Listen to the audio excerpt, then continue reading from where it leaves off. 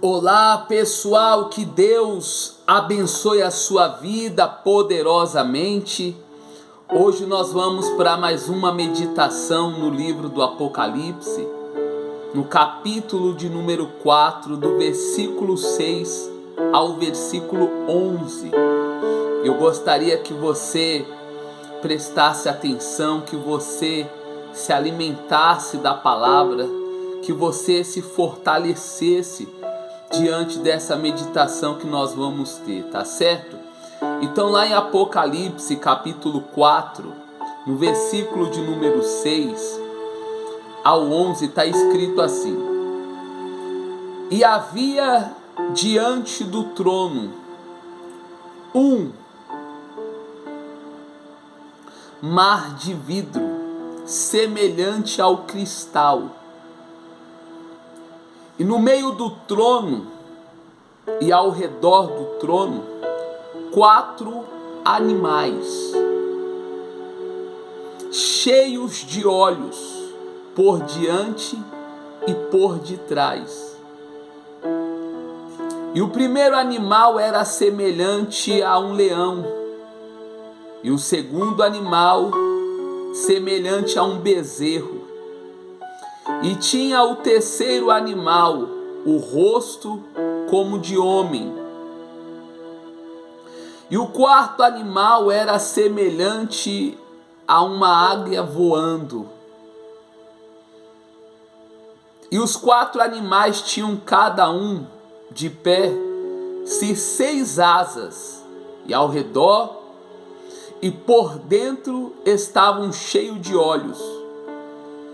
E não descansam nem de dia nem de noite, dizendo: Santo, Santo, Santo é o Senhor Deus, o Todo-Poderoso, que era e que é e que há de vir.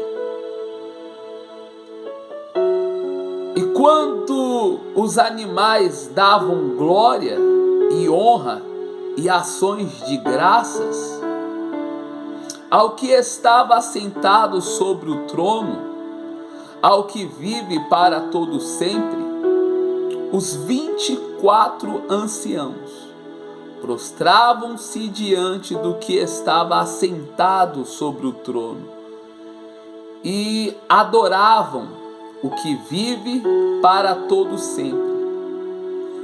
E lançavam as suas coroas diante do trono, dizendo: Digno és, Senhor, de receber glória e honra e poder, porque tu criaste todas as coisas, e por tua vontade são e foram criadas. Então, pessoal, presta atenção nesta meditação, porque isso vai te ajudar.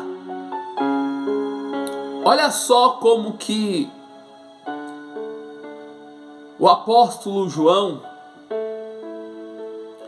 ele escreve diante da visão que ele está tendo, a visão do reino, a visão da eternidade, a visão do trono, a visão dos 24 anciãos.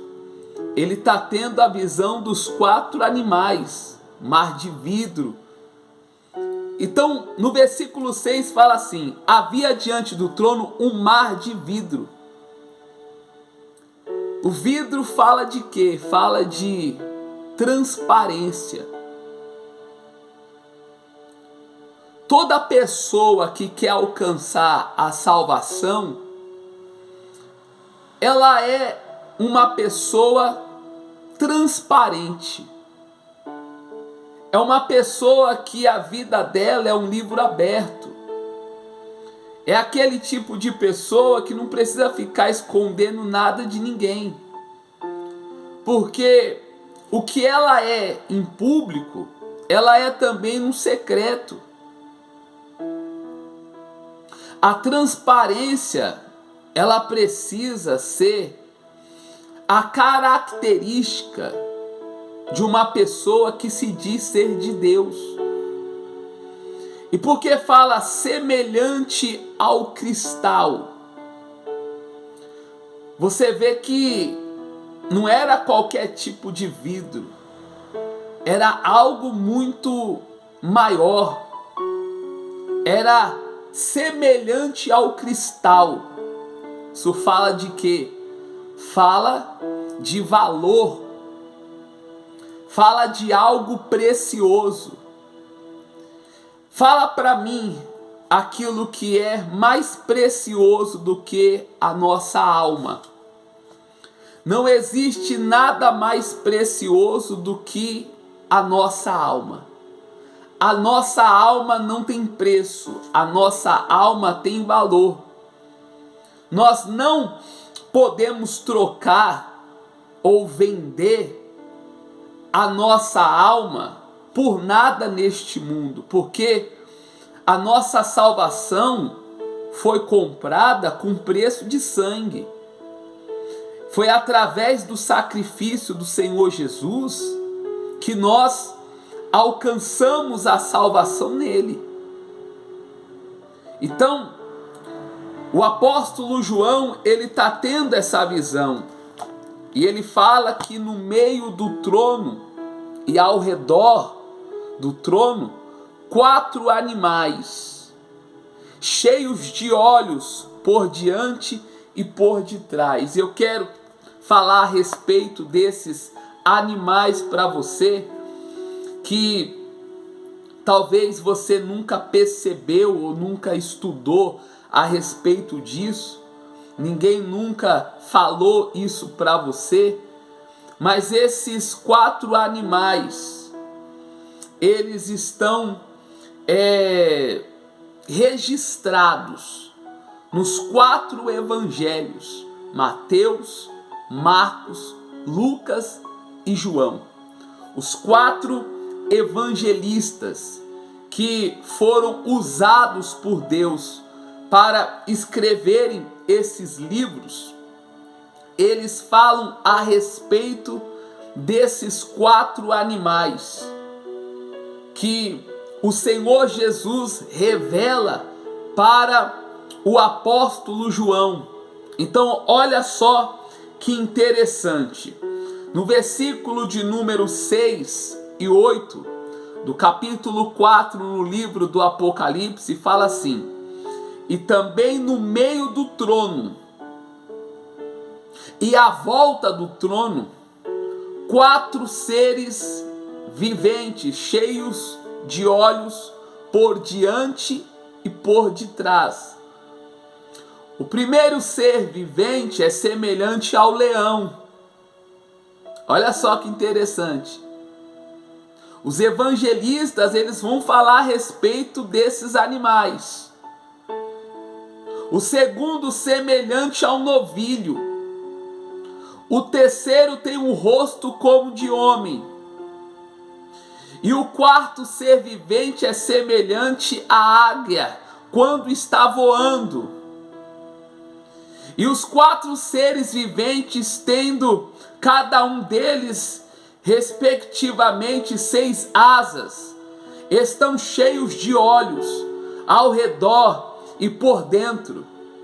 Não tem descanso nem de dia nem de noite, proclamando: Santo, Santo, Santo é o Senhor Deus, o Todo-Poderoso, aquele que era, que é e que há de vir. Então, o primeiro animal, você precisa entender uma coisa. O apóstolo João fala a respeito do leão. Ora, sabemos que o leão é uma figura da majestade.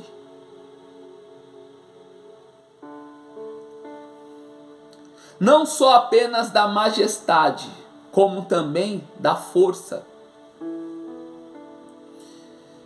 Não só apenas como da majestade e da força, mas também do poder.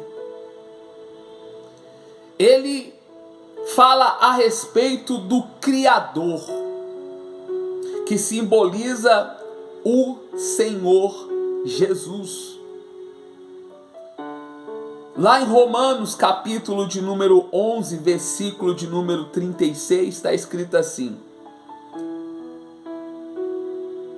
porque ele é o Rei dos reis e Senhor dos senhores. Dele, por meio dele e para ele são todas as coisas, conforme está escrito: porque dele, por meio dele e para ele são todas as coisas. A ele, pois, a glória eternamente. Amém. Olha só, no Evangelho de Mateus, apresenta o Senhor Jesus, sabe como? O leão da tribo de Judá. Olha só o que o autor da epístola aos judeus, cristãos, também escreveu. Olha só. Olha só. O autor da epístola aos judeus, cristãos, também escreveu o seguinte, olha: ele que é o resplendor da glória e a expressão exata do seu ser, sustentando todas as coisas pela palavra do seu poder, depois de ter feito a purificação dos pecados, assentou-se à direita da majestade nas alturas. Por isso que eu falei para você que o leão, ele representa, pessoal, a majestade, representa a força, representa o poder.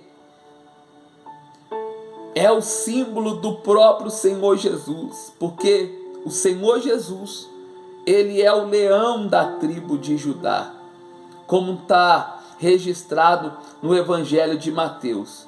Mateus, ele apresenta o Senhor Jesus como o leão da tribo de Judá, porque ele tem a majestade, ele tem o poder, ele é o Rei dos reis, ele é o Senhor dos senhores, ele é o que domina, ele é o que reina, tá certo?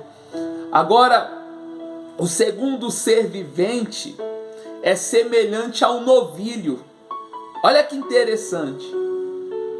A figura do novilho, sabe o que significa? Significa que Deus entrega a sua força e o seu poder em sacrifício. Quem foi que morreu na cruz como sacrifício vivo, como sacrifício perfeito, que derramou até a última gota de sangue, por favor, de mim e de você?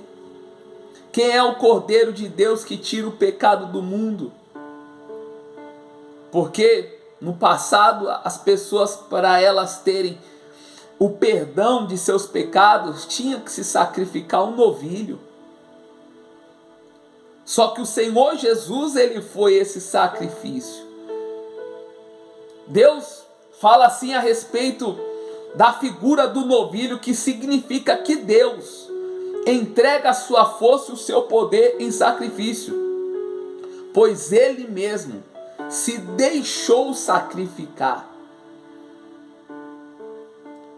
Ele mesmo se deixou, porque ele disse que se ele quisesse dar ordem para enviar um batalhão de anjos em favor dele, ele poderia ter orado e pedido isso, mas ele não fez. Porque ele se entregou livre e espontânea vontade. Ele provou, ele mostrou o seu amor para toda a humanidade.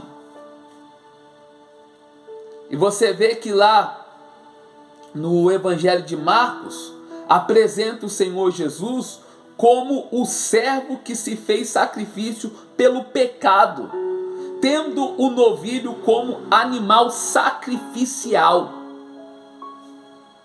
Isso é muito forte, pessoal. Agora, o terceiro tem o rosto tal qual a de um homem. Isso é uma figura da humilhação e renúncia da glória do Senhor ao vir a este mundo. que o Senhor Jesus ele fez? Ele abriu mão da glória, da majestade. E veio a este mundo como um homem, para passar por tudo que eu e você já passamos. E ele venceu. Ele deixa a glória do Senhor ao vir a este mundo. O Evangelho de Lucas apresenta o Senhor Jesus como Filho do Homem. O apóstolo Paulo, dirigido pelo Espírito Santo, escreveu o seguinte, lá em Filipenses, capítulo 2, versículos 7 e 8. Antes a si mesmo se esvaziou, assumindo a forma de servo, tornando-se em semelhança de homens, e reconhecido em figura humana, a si mesmo se humilhou, tornando-se obediente até a morte e morte de cruz. Esse é o Senhor Jesus. Ele se fez homem. Ele se fez ali obediente até a morte e morte de cruz. Esse foi o preço que ele pagou para que nós hoje viéssemos ter a salvação e o perdão de todos os nossos pecados. Agora, o quarto ser vivente é semelhante à águia. Quando está voando, a figura da águia voando lembra a glória da conquista dos ares. Assim é o Senhor Jesus Cristo, pois depois da sua morte e ressurreição, tomou posição de exaltado e glorificado, assentando-se à direita de Deus Pai.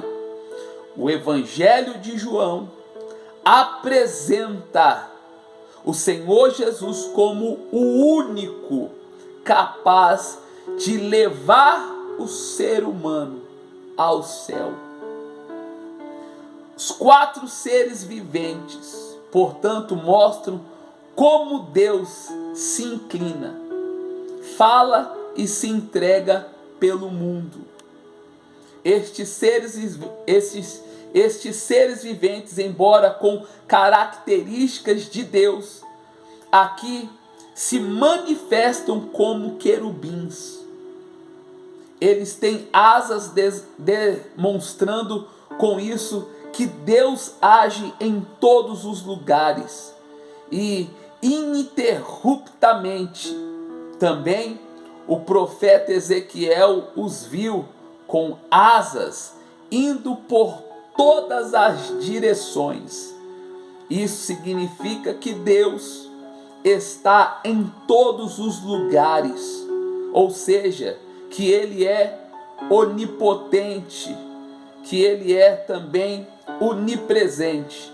Não existe lugar neste mundo, tampouco qualquer coração, por mais escuro que seja, em que a mão misericordiosa de Deus seja incapaz de agir.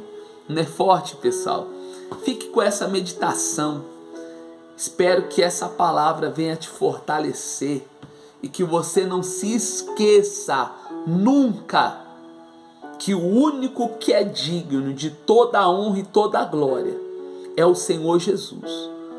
Como está escrito aqui em Apocalipse capítulo 4, no versículo 10 ao 11, olha só. Os 24 anciãos prostravam-se diante do que estava sentado sobre o trono e adoravam. É a Ele que você tem que adorar. É a Ele que nós temos que adorar. O que vive para todo sempre. E lançavam as suas coroas diante do trono, dizendo: digno és o Senhor de receber glória e honra e poder, porque tu criaste todas as coisas, e por tua vontade são e foram criadas. Ele é o único que é digno de toda a honra e glória. Que Deus te abençoe e fiquem todos na paz do Senhor Jesus.